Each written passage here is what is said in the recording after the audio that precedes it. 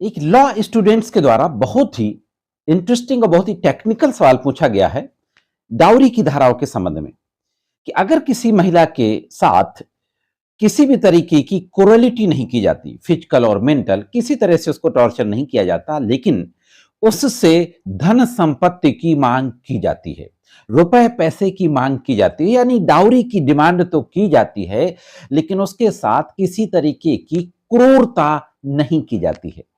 तो क्या ऐसे मामलों में हस्बैंड और उसके परिवार वालों के खिलाफ 98 ए आईपीसी, जो कि अब बीएनएस की धारा 85 हो गई है, क्या उसके तहत क्रिमिनल कार्यवाही की जा सकती है?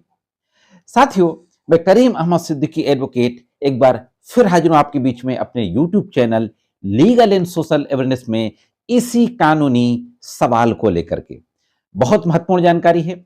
देखते हैं कि इस संबंध में कानून क्या कहता है, प्रोविजन के बारे में बातचीत करेंगे और साथ ही साथ मुंबई हाई कोर्ट के एक फैसले के बारे में बात करेंगे जो इसी तरीके के फैक्ट से संबंधित है।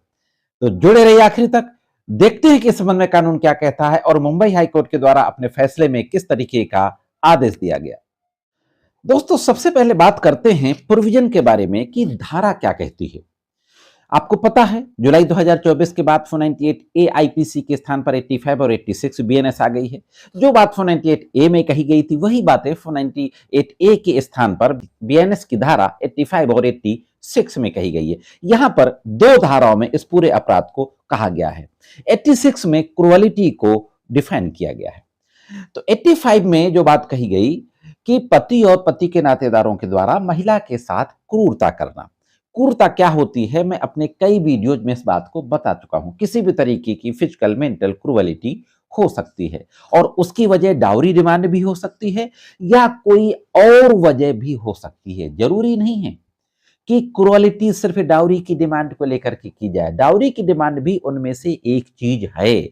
बाकी किसी और वजह से भी अगर महिला के साथ क्रूरता की जाती है, फिजिकल और मेंटल, तो भी यह अपराध माना जाएगा। यह कहती है धारा। अब ब्रीफ में एक नजर डालते हैं कि जो मामला मुंबई हाई कोर्ट गया, इसके फैक्ट क्या थे। ये जो मामला मुंबई हाई कोर्ट पहुंचा, कमलेश बनाम state of Maharashtra, criminal rate petition number 3540/2019। पूरी डिटेल आपकी स्क्रीन पर है। इस मामले के फैक्ट ये थे कि एक महिला के द्वारा एफआईआर लिखा करके यह आरोप लगाया जाता है कि उसके पति और पति के ससुराल वाले यानी माता पिता, सास ससुर अक्सर किसी भी ओकेजन में मायके से पैसा मंगाते रहते थे और पैसा दिया भी गया। साथ ही साथ यह भी कहा गया कि इसके रिश्तेदार जब भी घर आते हैं तो मुझे मोटी कहते हैं, काली कहते हैं, बांझ कह करके अपमानित करते हैं।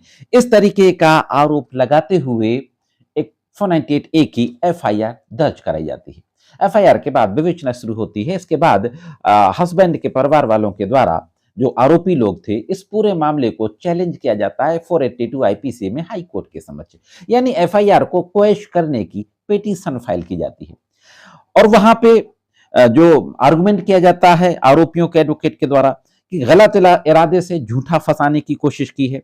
बाकी जो रिश्तेदार होते हैं, फैमिली मेंबर्स और रिलेटिव्स, वो ये कहते हैं कि हम अलग अलग रह रहे हैं, हमने उसके साथ कभी किसी तरीके से क्रूरलिटी नहीं की, यहां तक कि हमने घर भी साझा नहीं किया।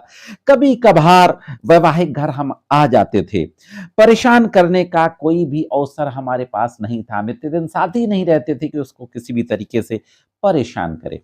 इस तरीके से आर्गुमेंट किया जाता है। दूसरी तरफ जो स्टेट की तरफ से एडवोकेट होते हैं हाई कोर्ट में, उनके द्वारा कहा जाता है कि स्पेसिफिक आरोप लगाए गए हैं। कौन व्यक्ति क्या कहता था, यह आरोप लगाया गया है और यह क्रूअलिटी है। और क्रूअलिटी 85 बीएनएस यानी 498 ए आईपीसी के तहत एक असंज्ञेय अपराध है। कोर्ट के द्वारा साथियों दोनों पक्षों की दलीलों को सुना जाता है और दोनों पक्षों की दलीलों को सुनने के बाद बहुत महत्वपूर्ण बातें कही जाती हैं। तो देखते हैं कि मुंबई हाई कोर्ट की पीठ के द्वारा क्या कहा जाता है। दोनों पार्टीज के आर्गुमेंट सुनने के बाद हाई कोर्ट की बेंच के द्वारा महत्वपूर्ण बात कहते हुए यह कहा जाता है कि धारा 498 ए के दायरे में आने के लिए यह जरूरी है कि विवाहित महिला के साथ क्रूरता की गई हो, महिला को आत्महत्या करने को प्रेरित करे, उसके जीवन अंग या स्वास्थ्य को गंभीर चोट पहुंचाए, ये क्रूरलिटी है 86 बीएनएस के तहत, पहुंचाई गई हो या खतरा कारित किया गया हो, या संपत्ति और गैर कानूनी मांग को पूरा करने के लिए या उससे संबंधित किसी व्यक्ति के साथ जबरदस्ती की गई हो, किसी भी उत्पीड़न के बिना केवल अत्यधिक धन या संपत्ति की मांग धारा 498 के दायरे में नहीं आएगी। हाँ दोस्तों, 498 ए के लिए क्रूअलिटी बहुत जरूरी है। वही हाईकोर्ट ने कहा कि किसी भी तरीके की क्रूरता, किसी भी तरीके का उत्पीड़न बिना धन संपत्ति की मांग के 498 ए के दायरे में नहीं आएगा।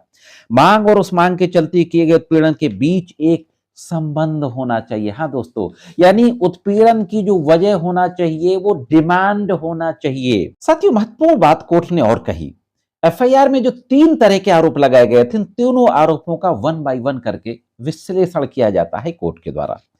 पहला आरोप कि पति और उसके परिवार के सदस्यों ने प्रत्येक अवसर पर धन, आभूषण और कपड़ों की मांग की। कोर्ट ने कहा कि यह सामान्य प्रकृति का आरोप है। दूसरा आरोप ये बिना किसी उदाहरण के लगाया गया है, बिना किसी विशिष्ट उदाहरण का लगाया गया है, इसलिए यह भी सामान्य प्रकृति का आरोप है दोस्तों। तीसरा आरोप यह है कि मुझे काली कहते थे, बांझ कह करके अपमानित करते थे। यह आरोप स्वभाव से सर्वग्राही है, यह कोर्ट ने कहा। इस बिंदु पर तथ्य की याचिकाकर्ता, शिकायतकर्ता और अपने पति से अलग निवास करते हैं महत्वपूर्ण महत्व है। उक्त कारक प्रथम दृष्टया व्यक्ति, समय और स्थान के विशिष्ट संदर्भ की अनुपस्थिति में समान आरोपी की विश्वसनीयता को मिटा देता है। यानी परिवार के जो दूसरे रिश्तेदार थे उनके ऊपर जो आरोप लगाया गया था टॉर्चर करने का, ताने देने का, वह अलग रहते थे।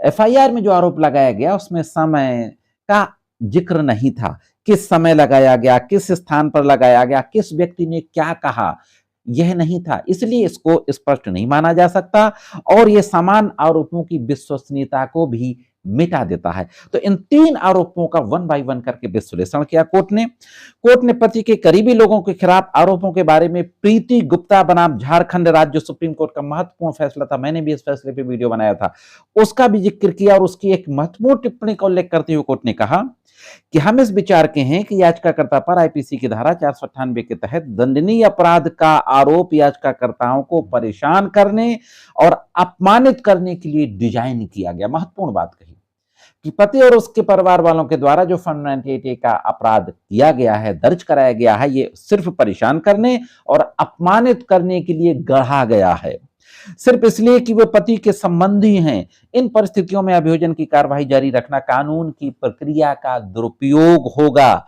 याचिकाकर्ताओं को ट्रायल से गुजरने के लिए मजबूर करने से उनके साथ गंभीर अन्याय होगा। कोर्ट ने कहा कि अगर हम इस मामले को आगे बढ़ने देते हैं, चार्जशीट आ गई, चार्जशीट को अगर हम ट्रायल से गुजरने देते हैं तो यह याचिकाकर्ताओं के साथ गंभीर अन्याय होगा दोस्तों। इस तरीके से महत्वपूर्ण बातें कहते हुए फाइनली मुंबई हाई कोर्ट ने माना कि किसी भी उत्पीड़न के बिना अत्यधिक धन संपत्ति की मांग करना आईपीसी के धारा 498 के तहत अपराध को पंजीकरण करने के लिए पर्याप्त नहीं है। दोस्तों, इस मामले की जो सुनवाई थी वो न्यायमूर्ति रंजीत मोरे और न्यायमूर्ति एन.जे.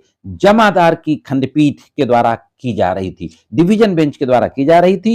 इस रिट को सुनवाई कर रही थी। एक और महत्वपूर्ण फैसले का जिक्र किया जाता है इस बेंच के द्वारा, जो 482 के संबंध में था, जिसमें इनहेरेंट पावर हाईकोर्ट को दिए गए हैं। स्टेट ऑफ कर्नाटका वर्सेज मुनि स्वामी 1977 का केस था और फाइनली पूरी केस की कार्यवाही को क्वैश कर दिया जाता है, एफआईआर चार्जशीट को क्वैश कर दिया जाता है विशिष्ट आरोपों के अभाव में। और सबसे महत्वपूर्ण जो प्रिंसिपल लेट डाउन किया गया और जो कानून भी कहता है कि बिना उत्पीड़न के धन संपत्ति की मांग करना 498 के अपराध के दायरे में नहीं आता। तो जो सवाल था उसका यही जवाब है कि क्रूअलिटी अगर नहीं है तो सिर्फ धन संपत्ति की मांग करना 498 के दायरे में नहीं आता, वो अपराध नहीं माना जाएगा। यह थी एक महत्वपूर्ण जानकारी। दोस्तों, कैसे लगी कमेंट्स करके जरूर बताएं। जानकारी अच्छी लगी हो तो वीडियो को लाइक और शेयर अवश्य कर दें। चैनल में नए हो, वीडियो को पहली बार देख रहे हो तो सब्सक्राइब करके घंटी के बटन को दबाकर ऑल पे जरूर सेट कर दें। आज के इस एपिसोड में सिर्फ इतना ही। मिलते हैं किसी अन्य वीडियो में कानून की कुछ अन्य जानकारियों के साथ। तब तक महत्वपूर्ण कानूनी जानकारियों के लिए देखते रहें लीगल एंड सोशल अवेयरनेस।